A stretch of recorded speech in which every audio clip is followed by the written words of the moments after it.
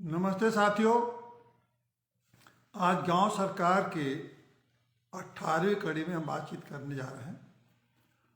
आज एक ऐसे महापुरुष के बारे में बात करेंगे जिसने एक ऐसा चमत्कार किया कि जो इतिहास में, इस देश में क्या दुनिया में सुनने को नहीं मिलेगा और न देखने को मिलेगा। उस महापुरुष का नाम बहुत कम लोग जानते हैं।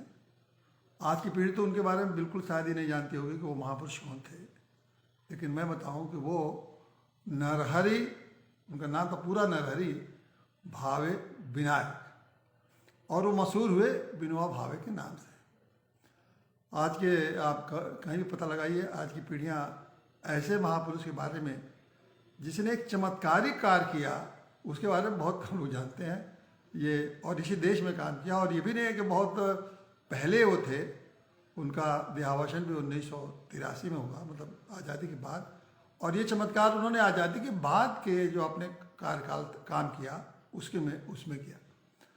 तो पहले उनके कार्यों के और उनके आंदोलन के बारे में हम चर्चा करें, इसके पहले मैं आपसे उनके जो जीवन परिचय है, संक्षिप्त में उनका जो जीवन परिचय है वो देना चाहूँगा। वो 11 सितंबर 1895 में महाराष्ट्र के छोटे से गांव में पैदा हुए थे, और उनके पिताजी चित्तपावन ब्राह्मण थे। वो पढ़ने में बड़ा कुशाग्र थे, बड़े उनकी कुशाग्र बुद्धि के आदमी थे। और हाई स्कूल की परीक्षा देने के बाद वो इंटर की परीक्षा देने के लिए बम्बई जा रहे थे। महाराष्ट्र के रहने वाले थे, नासिक के आसपास के।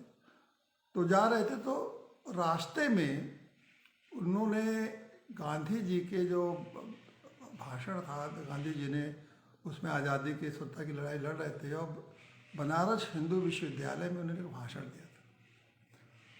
वो भाषण सुन के वो अखबार में पढ़ा उन्होंने, और उससे बड़ा प्रभावित हुए।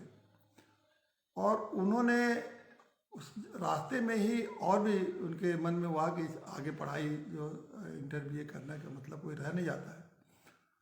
तो उन्होंने सोचा कि हम बनारस में जाके अब संस्कृत का अध्ययन करेंगे, भारत की सभ्यता और संस्कृत और भारत का जो वांग्मय ज्ञान है उसके बारे में जानेंगे। तो इस लक्ष्य को लेकर उन्होंने उसी रास्ते में ही अपनी सारी डिग्रियां जो उनके पास थी वो उन्होंने जला दिया और चले गए काशी में। अब काशी में उन्होंने संस्कृत की पढ़ाई की, थोड़ा ज्ञान अर्जित किया, लेकिन धीरे धीरे उनका मन जो है गांधी जी के उस आंदोलन में, जो गांधी जी उसमें आज़ादी की लड़ाई के जो गांधी जी आंदोलन चला रहे थे, उसमें उनका मन जो है आकर्षित हो रहा था। तो उन्होंने गांधी जी को पत्र लिखना शुरू किया। गांधी जी को उन्होंने कई पत्र लिखे, और उन पत्रों के बाद गांधी जी ने कहा कि ठीक है तुम आओ, और हमारे आश्रम जो है अहमदाबाद में, कोचराब आश्रम था उसमें, गांधी जी का आश्रम अहमदाबाद में कोचराब में उन्होंने आश्रम खोल रखा था, वहाँ आकर मिलो। और वहाँ गांधी जी से विनोबा भावे मिले। पहले उनका विनोबा नाम नहीं था। विनोबा नाम तो जब आश्रम में रहते थे तो उनके आश्रम के लोगों ने ही वहाँ विनोबा का नाम दिया। महाराष्ट्र में जिसको आदर से कहते हैं, उसको उसके नाम के जिनको दादर दिया जाता है उन लोगों को इस तरह के नाम से पुकारते हैं, तो इनका नाम उसमें विनोबा पड़ गया। वहाँ आश्रम में उसके बाद जो उनका जो ये 1916 की घटना है, और उसके बाद से गांधी जी ने उनके साथ वो आश्रम में रहने लगे। आश्रम के बहुत जो तौर तरीके थे वो सीखने लगे, आश्रम की जो पद्धति थी, आश्रम के जो कार्य थे। और आप सभी जानते हैं कि गांधी जी के जो आश्रम कैसे होते थे, उस आश्रम में जो रहता था उसको सब काम अपने करना पड़ता था, सादगी से रचना पड़ता था, सफाई करनी पड़ती थी, शौचालय तक की सफाई करनी पड़ती थी, अपने खाने पीने के लिए रोटी बेलनी पड़ती थी। तो ये सब काम और कुछ न कुछ एक तरह से रचनात्मक काम, जैसे सूत काटना और आदि काम गांधी जी करते थे। गांधी जी कहना था कि आश्रम में जितने लोग हैं वो स्वावलंबी रहेंगे, और अपने खर्च को उसी आश्रम से, अपने श्रम से जो पैदा करेंगे उसी आश्रम में, उसी से आश्रम चलेगा। तो उन आश्रमों में ये रहे, और उन्होंने बहुत कुछ उन आश्रम से सीखा, और लगातार उन्हीं आश्रम में रहे। और इसके बाद वो गांधी जी ने उनको कहा कि हमारे वर्धा आश्रम में जाइए, उसकी व्यवस्था करिए। तो वहाँ एक तरह से वर्धा आश्रम चलाने लगे। लेकिन ये लंबे समय तक गांधी जी के सानिध्य में रहे और गांधी जी जो उनको आदेश देते थे, जिस तरह से स्वतंत्रता संग्राम में उनको जो कार्य करना था उनको देते थे और वो करते थे। एक बड़ा महत्वपूर्ण काम उन्होंने गांधी जी उनको ये भी दिया कि ये केरल में आप जाइए 1925 में, और केरल में अछूतों को जो उसमें हरिजन कहे जाते थे, मंदिर में प्रवेश नहीं किया जाता, तो वहाँ जाके इन्होंने उसको जिम्मेदारी को निभाया और अछूतों को मंदिरों में प्रवेश दिलाने की भी प्रक्रिया पूरी कराई। इस दौरान वो जब आंदोलन में भाग लेते थे तो उनको जेल भी जाना पड़ता था, कई बार वो जेल भी गए, गिरफ्तारियाँ होती रही उनकी। जेल में जाके उन्होंने वहाँ जाके एक बात इनके लिए बड़ा महत्वपूर्ण है कि जो कि जानने के योग्य है कि देखिए, विनोबा भावे कोई फॉर्मल एजुकेशन हाई स्कूल के बाद, जैसे मैंने बताया कि उन्होंने पढ़ाई छोड़ दी, लेकिन उन्होंने आश्रम में, जेल में और जब भी उनको अवसर मिलता था उन्होंने इतनी पढ़ाई की और इतनी विद्वता हासिल की कि वो एक बहुत बड़े विद्वान के रूप में भी स्थापित हुए। ये पहला ये बड़े महत्वपूर्ण बात है कि बिना फॉर्मल एजुकेशन के उनके पास 7-8 भाषाओं की जानकारी थी। यहाँ तक कि फारसी भी जानते थे, अंग्रेजी भी जानते थे, संस्कृत भी जानते थे, तमिल भी जानते थे, तेलुगु भी जानते थे, उर्दू भी जानते थे, हिंदी भी जानते थे, बंगाली भी जानते थे। मतलब भाषा के मतलब प्रकांड विद्वान थे, हो बन गए वो। उन्होंने कोई फॉर्मल एजुकेशन नहीं लिया, जाके स्कूल और कॉलेज में से, वो तो हाई स्कूल बाद ही छोड़ दिया उन्होंने। दार्शनिक रूप में ख्यात हुए, लेखक के रूप में ख्यात हुए। उन्होंने एक बार जेल में जब रहते थे तो उन्होंने गीता पर प्रवचन शुरू किया और गीता के प्रवचन उनका इतना महत्वपूर्ण हुआ और इतना उसमें प्रतिष्ठा उनको मिली कि वो उनके नाम से, वो गीता प्रवचन नाम से उनकी जो गीता के दी गई प्रवचन है जेल में, वो बाद में किताबों में प्रकाशित हुआ। आज बहुत सरल ढंग से उन्होंने गीता के बारे में जो बताया वो सब उनको बहुत अच्छे ढंग से उसकी लोग पढ़ते हैं और उसको मानते हैं। तो ये उनके पढ़ाई लिखाई का समय था। बाद में जो उनका जो एकदम से वो उनके जीवन में एक तरह से नया कुछ बदलाव आया, वो सन 1940 में। गांधी जी आंदोलन का चल ही रहा था, लंबे समय चल रहा था। 1940 में गांधी जी ने ये संकल्प लिया कि अब हम व्यक्तिगत सत्याग्रह ही पैदा करेंगे। व्यक्तिगत सत्याग्रह के मतलब अभी तो सामूहिक रूप से सत्याग्रह होते थे, सामूहिक रूप से सत्याग्रह की सब लोग बैठ के सैकड़ों लोग, हजारों लोग बैठ के सत्याग्रह करते थे। लेकिन गांधी जी ने एक व्यक्तिगत सत्याग्रहियों की एक फौज तैयार करनी शुरू की। तो जो सबसे पहला सत्याग्रही उन्होंने चुना वो सत्याग्रही बने विनोबा भावे। अब उस गांधी जैसे आदमी अगर किसी को पहला सत्याग्रही चुनता है तो आप समझ लीजिए कि उसकी कितनी महत्ता हो सकती है।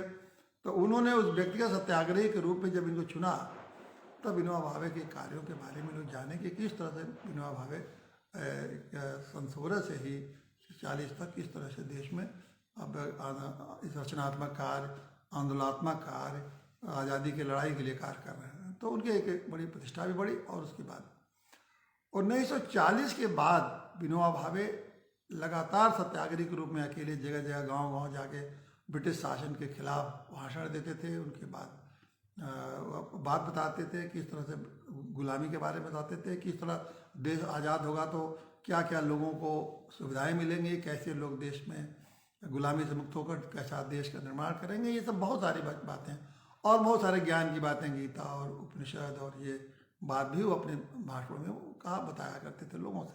लोग बहुत उनसे प्रभावित होते रहे। ब्रिटिश सरकार को ये बात, उनके जो ब्रिटिश सरकार के खिलाफ इनके जो भाषण होते थे तो उनको अच्छा नहीं लगा। और इस बार इस 40 से लेकर 41 1 साल तक उन्होंने जो ये कार्य किया उसी में उनको 3 बार जेल हुआ। एक बार 2 महीने 3 महीने की, दूसरी बार 6 महीने की, फिर उनको 1 साल का जेल हुआ। गांधी जी ने जब 1942 में भारत छोड़ो आंदोलन का आह्वान किया तो उसमें भी विनोबा भावे उसमें भी बहुत सक्रियता से भाग लिए और उस ब्रिटिश सरकार ने उनको उसमें 3 साल की जेल दी और उसके बाद वो 45 में जेल से छूट गया। तो ये ब्रिटिश उनका ये आज़ादी के पहले का जीवन था। आज़ादी के बाद उन्होंने 2 बड़े महत्वपूर्ण आंदोलन चलाए। उन्होंने जब देखा कि देश तो आज़ाद हो गया, एक तरफ तो शासन अपनी व्यवस्था देश के लिए चला रही है, लेकिन उन्होंने कहा कि सिर्फ शासन से, सत्ता से ही देश में बदलाव नहीं हो सकता। उसके लिए उन्होंने रचनात्मक कार्यों का ज़्यादा महत्व दिया और उन्होंने एक सर्वोदय के आह्वान किया कि सर्वोदय हो, कि मतलब सर्वोदय का मतलब हर व्यक्ति का उदय हो, मतलब गरीब से गरीब आदमी से और बिल्कुल दुखी, परेशान, वंचित, शोषित, इन लोगों का भी सर्वोदय होना चाहिए। और इसके लिए उन्होंने एक काम आज़ादी के बाद सर्व सेवा संघ की एक संस्था बनाई। और देखिए, जब देश आज़ाद हुआ तो एक तरफ तो नेहरू थे, ये कहा भी जाता है कि गांधी जी ने अपना जो राजनीतिक शिष्य बनाया वो नेहरू को बनाया, और जो अपना रचनात्मक कार्यों का या आध्यात्मिक शिष्य कहिए वो उन्होंने विनोबा भावे को बनाया। तो विनोबा भावे ने उसी कार्य को आगे बढ़ाया, सर्व सेवा संघ बना के सर्वोदय का काम शुरू किया। और इस सर्वोदय के काम में उन्होंने उस समय गांधी के इस तरह के जो रचनात्मक कार्यों में गांधी जी के लोग लगे थे उन सबको संगठित किया, और उसमें कहा कि हम लोग मिलके देश को सरकार से अलग एक सामाजिक चेतना पैदा करेंगे, लोगों में बदलाव लाएंगे और समाज का निर्माण करेंगे। तो इन्होंने सर्व सेवा संघ के माध्यम से कार्य शुरू किया। और रचनात्मक कार्य हम गांधी जानते हैं कि अछूतों को उद्धार, महिला उद्धार, कुटीर उद्योग, स्वराज, ग्रामीण स्वराज, गांव को आत्मनिर्भर बनाना, ये सब तमाम गांधी जी के रचनात्मक एक काम नहीं थे, दर्जनों काम गांधी जी के रचनात्मक किया। उन सारे रचनात्मक कार्यों को विनोबा भावे ने एक तरह से उत्तराधिकारी के रूप में सर्वोदय आंदोलन के अभियान माध्यम से शुरू किया। अब ये सर्वोदय अभियान जब शुरू हुआ तो एक कामन के देखिए यहीं से गांधी जी तो अब रहे नहीं, अब विनोबा भावे को जो कुछ करना था वो अपने सोच समझ के करना था। और ये काम गांधी जी ने कि न रहने के बाद विनोबा भावे ने जो किया वो मैंने आपको पहले बताया कि किस तरह से उनको क्या किया, वो अभी हम आपको विस्तार से उनका सर्वोदय और उनका वो इसके बाद ये भूदान यज्ञ, ये दो बड़े महत्वपूर्ण काम उनके थे, वो अभी बताएंगे किस तरह से उसको उस अपने को उन्होंने क्रियान्वित किया अपने भूदान यज्ञ को। उसके भूदान यज्ञ के बाद गांधी जी वो उन्होंने एक बहुत और महत्वपूर्ण किया, गो रक्षा के लिए भी एक तरह का आंदोलन किया उन्होंने, बहुत दिन तक अनशन किए, डाकुओं को ये चंबल घाटी में जाके डाकुओं का समर्पण कराया। और 1982 में उन्होंने एक प्रक्रिया होती है, संथाला प्रक्रिया, जैन धर्म है कि जिसमें कि अगर आपको एहसास हो कि अब हमारा जीवन नहीं रहने वाला है तो लोग वो खाना पीना छोड़ देते हैं और धीरे धीरे वो शरीर उनका मरासन होने लगता है और अंत में वो उनका देहावसान हो जाता है। तो 1982 में इन्होंने वो शुरू किया। 15 नवंबर 1982 को उनका उस क्रिया से स्वतः उन्होंने अपने शरीर का त्याग कर दिया। तो ये उनका जीवन का संक्षिप्त परिचय है। अब जो महत्वपूर्ण बात है ये कि मैं आपको बताऊं कि गांधी जी जब तक थे तब तक गांधी जी 38 तक, 30 जनवरी 38 तक तो गांधी जी थे, तब तो गांधी जी के बताए हुए मार्गों पर चलते थे। लेकिन गांधी जी के न रहने के बाद उन्होंने जो मार्ग चुना वही मैं कहता हूं कि एक बहुत बड़ा चमत्कारिक कार्य करके दिखाया और जिसका उदाहरण कोई नहीं मिलता है। अब मैं आपको बताऊं कि वो चमत्कारिक कार्य क्या था। 1951 में उन्हें सर्व सेवा संघ का एक सम्मेलन लोगों ने बुलाया कि और इसमें आप उनको बुलाना किया कि आप आइए। और इस सम्मेलन में तो ये शिवरामपल्ली जो तेलंगाना के क्षेत्र में था उसके आसपास उन्होंने शिवरामपल्ली में एक सम्मेलन का आयोजन किया गया। ये सर्व सेवा संघ वाले जो उनका ये संगठन जो उन्होंने बनाया था उसके माध्यम से सर्वोदय सम्मेलन बुलाया गया था। अब ये जहाँ ये अब इनके आश्रम से वो जगह जो थी उस समय आश्रम में वर्धा में रहता थे, वहाँ से आश्रम का ऐसे गांधी ये करीब करीब 480 किलोमीटर और 300 मील दूर हुआ था। अब चूंकि उन्हीं का बनाया हुआ आश्रम था, सम्मेलन में जाना जरूरी था। अब विनोबा ने कहा कि हाँ ठीक है मैं आऊँगा लेकिन पैदल आऊँगा। अब देखिए यहीं से उनकी एक नई जो यात्रा शुरू होती है और और नया कार्यक्रम जो शुरू होता है वो किस तरह से अहिंसक क्रांति से उन्होंने इतना बड़ा अहिंसक क्रांति किया, वो सबको समझने की जरूरत है। अब वो इस कार्यक्रम के लिए वो चल दिए। 11 मार्च को 1951 को वो पैदल ही कहे आऊँगा तो जरूर, लेकिन मैं पैदल आऊँगा, वो पैदल ही वहाँ से चल दिए 300 मील की यात्रा करके। और 300 मील की यात्रा करके 16 तारीख को वो वहाँ 16 अप्रैल को 1951 में वो पहुँचे शिवरामपल्ली और सम्मेलन हो गया। अब वहाँ की ये परिस्थिति कि लोगों ने ये कहा कि यहाँ जो तेलंगाना में एक क्षेत्र है जहाँ की तेलुगु भाषा के लोग बोलते हैं, और वहाँ स्थिति ये थी कि जब देश, देखिए वहाँ की स्थिति नहीं, पूरे देश की स्थिति थी। पूरे देश में जब आज़ादी की लड़ाई लड़ी जा रही थी तो जो जमींदारों ने सारे जमींदारों के हाथ में रख था, और उन जमींदारों के ज़मीन को जिनके उन्होंने कब्जे कर लिए थे, तो ये ज़मीन लोगों ने ये समझा था कि जब देश आज़ाद हो जाएगा तो हम लोगों को ये ज़मीन, गरीबों को, कि जो भूमिहीन थे, हम लोग को मिल जाएगा, हम लोग भी खेती करेंगे और धीरे धीरे हम लोग भी अपना जीविकापार्जन अपने ढंग से करेंगे और हम लोग को इस आज़ादी का फ़ायदा मिलेगा। लेकिन हुआ क्या कि जैसे ही देश आज़ाद हुआ तो जितने फिर राजनीति शुरू हो गई, और राजनीतिक लोगों से मिल के जितने जमींदार थे, राजा रजवाड़े थे, सबों ने ऐसी कोशिश करने लगे कि ये ज़मीन इनको मिले ना। बहुत जगह इसके जमींदारी एबॉलिशन के कानून भी राज्यों में, जिन राज्यों में पास हो गए थे, वहाँ भी वो ज़मीन का कब्जा लेने नहीं दे रहे थे, और वो कि हर तरह से ज़मीन पर कब्जा छोड़ नहीं रहे थे। बड़ा एक उथल पुथल, हिंसा, मारपीट और इस तरह के वातावरण पूरे देश में व्याप्त हो गया। तो इस ज़मीन को लेकर जो इतनी बड़ी समस्या पैदा हो गई कि कोई ज़मीन देना नहीं चाहता था, तो हम उनको ही लगा कि गरीब भूमिहीनों को कि ये तो आज़ादी का हमारे साथ धोखा हुआ है। इसी बीच तेलंगाना में कम्युनिस्ट पार्टी के जो नक्सलवादी लोग थे, उन लोगों को मौका मिला। उन्होंने कहा ये तुम्हारे ज़मीन देंगे नहीं, ये उनको समर्थन लिया उनका, और हिंसात्मक ढंग से वो ज़मीन पर कब्जा शुरू किए। जमींदारों की ज़मीन पर वो हिंसा करके करते थे, और उनके साथ जितने भूमिहीन लोग थे उनका साथ देते थे। तो एक बड़ा ऐसी हिंसा फैल गई थी उस क्षेत्र में कि जो किसी तरह से नियंत्रण में नहीं आती, यहाँ तक कि सेना भी लगानी पड़ी, लेकिन सेना से तो इस समस्या का समाधान हो नहीं सकता था। और चूँकि विनोबा भावे गांधी जी के शिष्य थे, उनको सम्मान मिल चुका था कि उनके सत्याग्रही हैं और अहिंसा के मार्ग पर चल के लोगों का दिल जीतने की उनके अंदर खूबी है। तो इसलिए लोगों ने कहा कि आप इस मामले को आके सुलझाइए। तो जो शिवपल्ली से जब सम्मेलन शुरू हुआ तो गांधी जी वहाँ से चले तेलंगाना के उस क्षेत्र में जहाँ की बहुत ज़्यादा हिंसा हो रही थी, और किसान बिल्कुल उनके खिलाफ उनसे मिलके और किसी तरह से इस हिंसा को बड़ी तेज़ी से उसमें सहयोग कर रहे थे। तो वहाँ से वो चले तो वो पहुँच गए। वो पहला 17 अप्रैल की यात्रा उनकी शुरू हुई, और 18 अप्रैल को पैदल ही जाते थे। 18 अप्रैल को पोचमपल्ली में पहुँचे। पोचमपल्ली में उन्होंने, वहाँ किसान, ऐसा गांव था जिसमें 2/3 लोग भूमिहीन थे, और जमींदारों के पास हजारों एकड़ ज़मीन थी।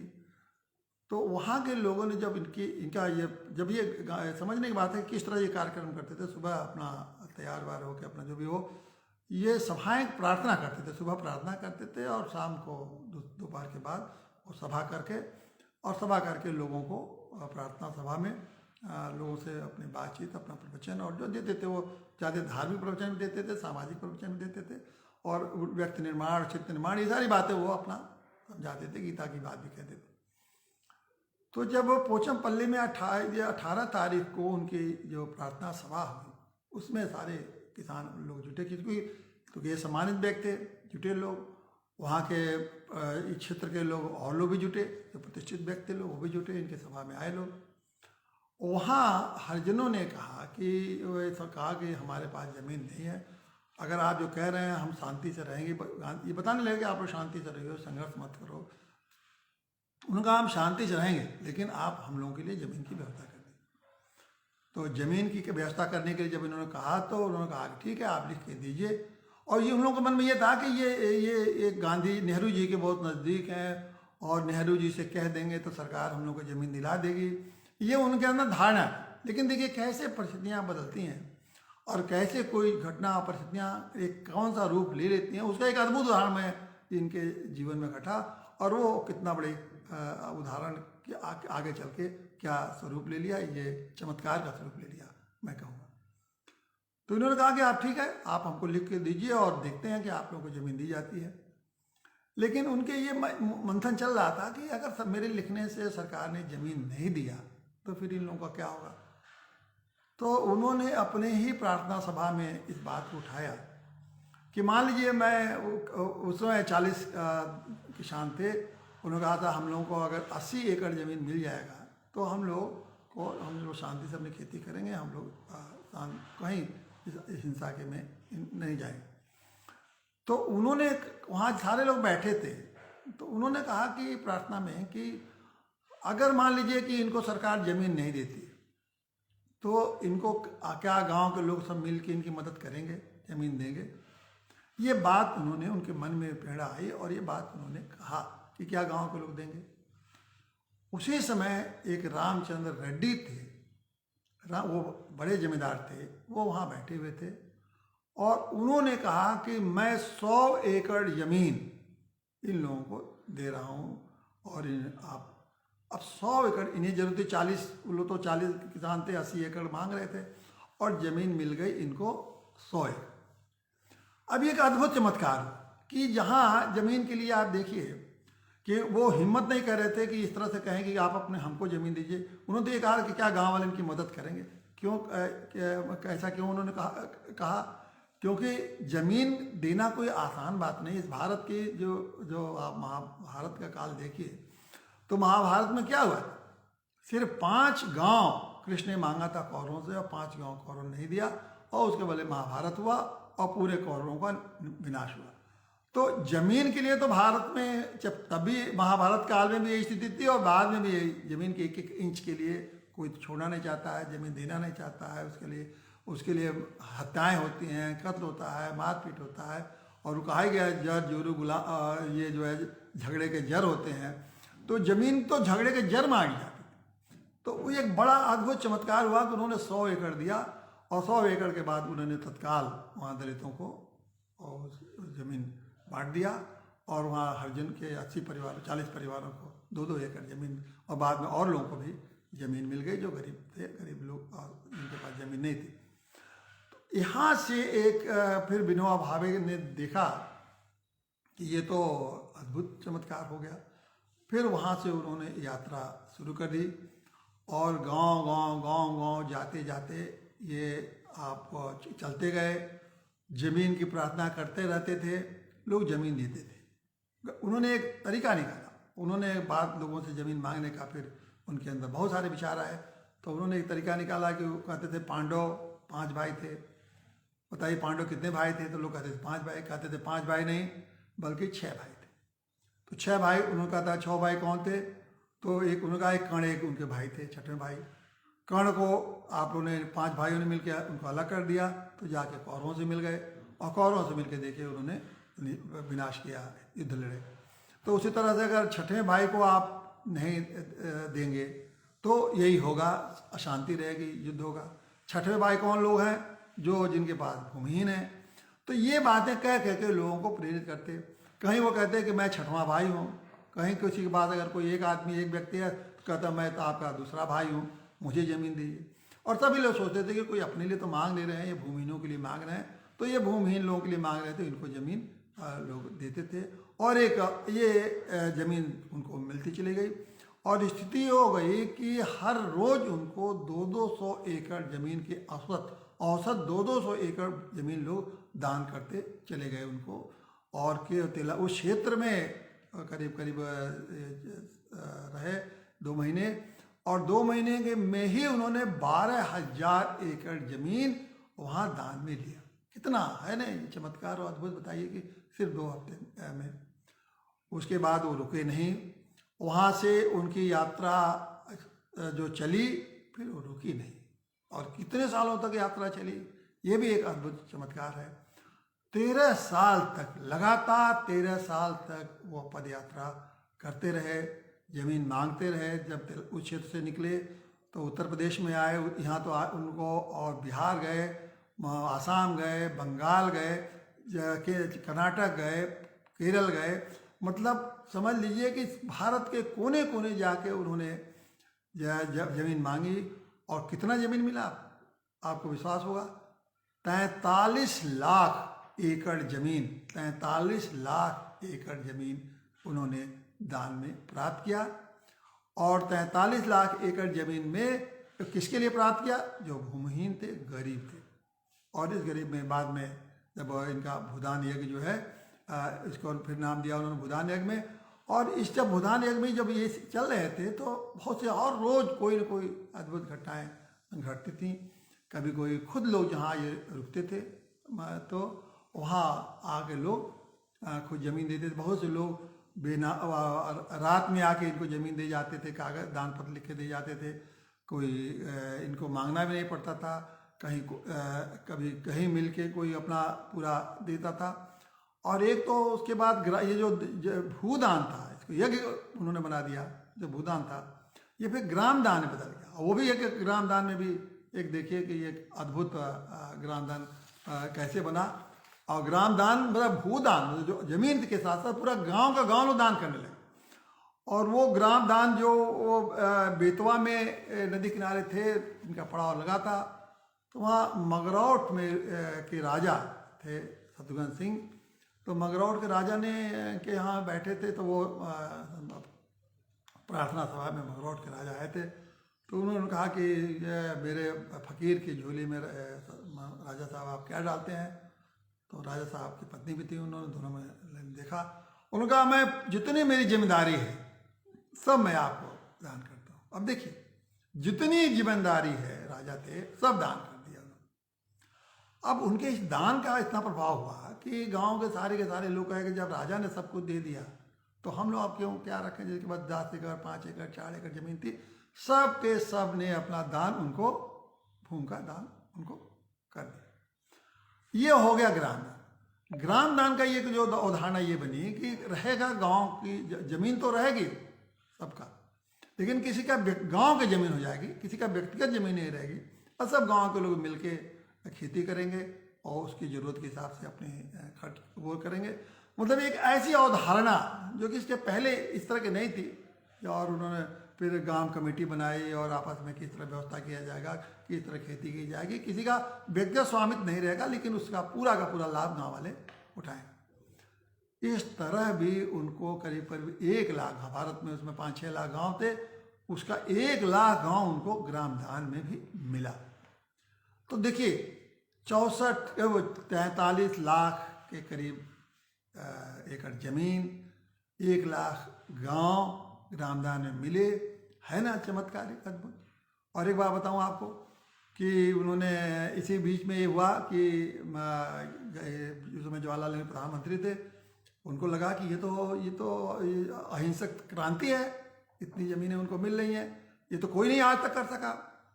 तो उन्होंने सोचा कि योजना आयोग, जो पंचवर्षीय योजना उस समय चलाई जा रही थी, तो योजना आयोग नेहरू जी ने बनाया था कि उन्होंने कहा कि आप हमारे आइए और इस योजना को हम शामिल कराते हैं। तो उन्होंने कहा कि मैं दिल्ली तो आऊँगा, आमंत्रित किया उन्होंने दिल्ली कि आप आइए और हम इसमें पंचवर्षीय योजना में शामिल करना चाहते हैं और योजना आयोग का उद्घाटन करिए। आए वहाँ से पैदल, उनको पैदल ही चलना था। तो 51 में 52 में सब, वो 51 से जो यात्रा शुरू किया था उन्होंने पैदल ही यात्रा शुरू किया था, पैदल चल के आए। लेकिन उन्होंने कहा कि भाई नेहरू, तुम्हारा, मैं गांधी जी के जो उनका समाधि स्थल है वहीं तक आऊँगा, क्योंकि यहाँ मेरा क्षेत्र है, उसके बाद दिल्ली शुरू हो जाती है, वो क्षेत्र तुम्हारा शासन का है, मैं वहाँ नहीं जाऊँगा। वहाँ नहीं गए। जो गांधी जी का समाधि स्थल है वहाँ सभा हुई और उन्होंने अपनी योजना के बारे में बताई और ग्राम शामिल हुआ उनके योजना की नीति में। और ये भूदान यज्ञ कानून बना और उस कानून के द्वारा युवा की जो भूमियाँ, ये भूमि का दान मिला, उसको कैसे गरीबों में बांटा जाए। तब भी आज तक देखिए 43 लाख एकड़ जमीन उन्होंने इकट्ठा किया दान लेके। अब सरकार जो है मुश्किल से 13 लाख बांट पाई और 13 लाख ही एकड़ जमीन बांट गए, बाकी तो फिर जमीनें तंत्र जानते हैं। उसके बाद तंत्र का जो भ्रष्टाचार है सरकारी तंत्र, उसमें सारी ज़मीनें इन लोगों ने कब्जा कर लिया। फिर बाद में लोगों ने अपनी ज़मीन को कुछ लोगों ने वापस लेना शुरू किया, और बाद में तंत्र की लालच और सत्ता और ये वो सब में ये इनका इतना बड़ा त्याग, उनकी तपस्या उसमें तो तपस्या इनका उन्होंने सत्ताधारियों ने उसका खूब दुरुपयोग किया। तो इस तरह से एक चमत्कार विनोबा भावे का था। उसके बाद इसी यात्रा के दौरान ही उन्होंने जाके चंबल में डाकुओं को प्रेरित किया, उनको कहा कि आप ये त्याग दीजिए। डाकू त्याग किए, जेल गए, सजा उन्होंने भुगता, और उसके बाद शांति प्रिय ढंग से वो लोग रहने लगे। गोरक्षा के लिए उन्होंने किया आंदोलन, और गोरक्षा कानून देश भर में पारित हुआ। तो इस तरह से आप विनोबा भावे के इस आंदोलन को अगर आप देखें तो एक अहिंसक क्रांति का ऐसा दूसरा उदाहरण नहीं मिलता है। और ये यात्रा 13 साल यात्रा उन्होंने जो किया, जानते हैं कितना मील चले वो? 40 लाख मील वो यात्रा उन्होंने की लगभग। और अगर ये पूरी यात्रा को जोड़ लिया जाए, धरती को 2 बार अगर घूम लिया जाए तो उसके बराबर की यात्रा थी। इतनी यात्रा, और कब यात्रा किस उम्र में शुरू की थी? 57 साल की जो उम्र थी तब से उन्होंने ये शुरू किया। जो उन्होंने 7 मार्च को उन्होंने कानून शुरू किया, और उनकी यात्रा ख़त्म हुई 6 अप्रैल 1964 को। और ये पूरे की पूरे हम कभी उन्होंने दूसरे सवारी का यात्रा नहीं किया। और कितने कमज़ोर व्यक्ति, स्वास्थ्य भी उनका कमज़ोर था, बीमार रहते थे, लेकिन कभी व्यवधान नहीं करते थे। और रोज़ यात्रा शुरू हो जाती थी 3-4 बजे प्रातः, और दिन भर चलती थी। इसमें मीटिंगें होती थी। उन्होंने ये तमाम देश के इससे प्रेरित होकर तमाम नौजवान, तमाम युवा, लड़के लड़कियां, बहुत सारे लोग यात्रा में शामिल होते गए। और बाद में तो जयप्रकाश नारायण उससे प्रेरित होकर इस पूरे भूदान यज्ञ में शामिल हो गए थे। तो इस तरह से एक उनको भूदानी बाबा और क्या क्या उनके नाम हो गया। जहाँ जाते थे भीड़ इसलिए लग जाती, जो भूमिहीन थे लोग, वो लोग सोचते कि आ गए हैं, हम लोगों को भूमि मिलेगा।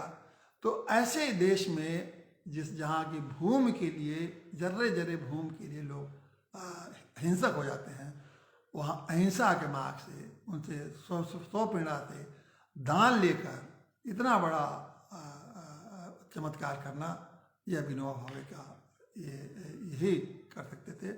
और हो सकता है निश्चित रूप से मैं समझता हूँ कि उनको ईश्वर की कृपा मिली, और ईश्वर ने उनको उन्होंने जब सच्चे मन से इस कार्य को किया तो ईश्वर ने सहयोग किया और उनका अभियान शुरू हुआ। तो उसी ये बात को कहते हुए मैं आज फिर अपनी बात पर आता हूँ कि जो मेरे साथी हैं, जो जिनको गांव सरकार करने के लिए मैं प्रेरित कर रहा हूँ, कि वो इन महापुरुषों के तरीके, जो आंदोलन के तरीके हैं, उनके संकल्प हैं, उनके जो श्रम हैं, उनको समझिए।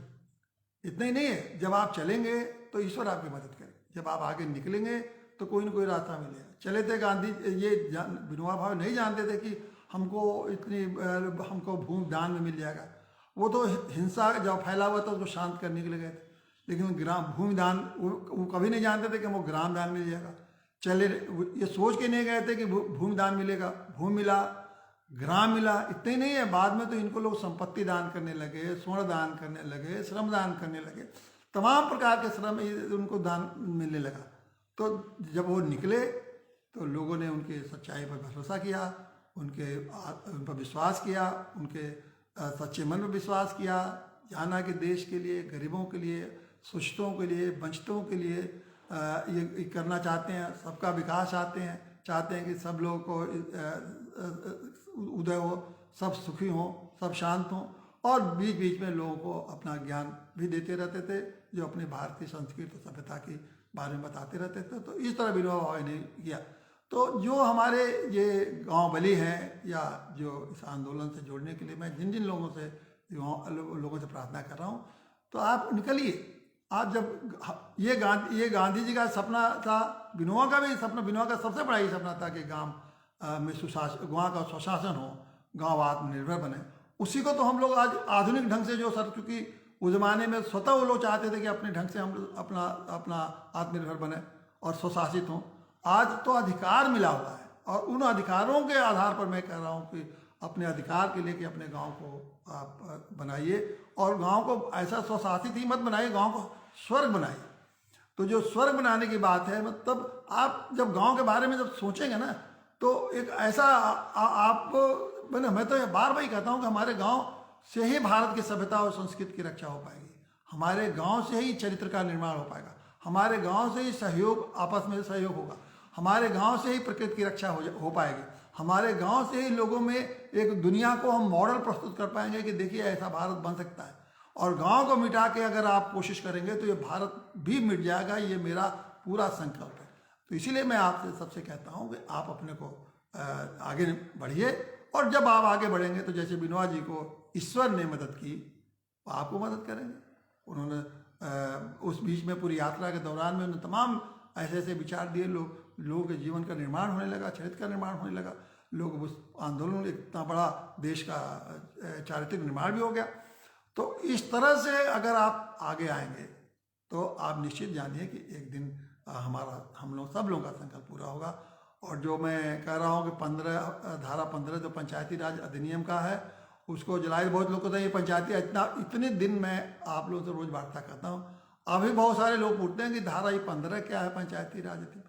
धारा 15 पंचायती राज अधिनियम, फिर मैं दोहराना चाहता हूँ कि ये जो संविधान ने आपको 29 विभाग का अधिकार दिया है कि आप 29 विभाग गांव चलाएं और स्वशासित बने, सब व्यवस्था अपने चलाएं, उसमें उत्तर प्रदेश सरकार ने अपने पंचायती राज अधिनियम में धारा 15 जोड़ के ये लिख दिया है कि 29 विभाग तो आपको मिलेंगे, लेकिन आप चलाएंगे जैसा हम कहेंगे, जो निर्देश हम देंगे उसी के हिसाब से चलेंगे।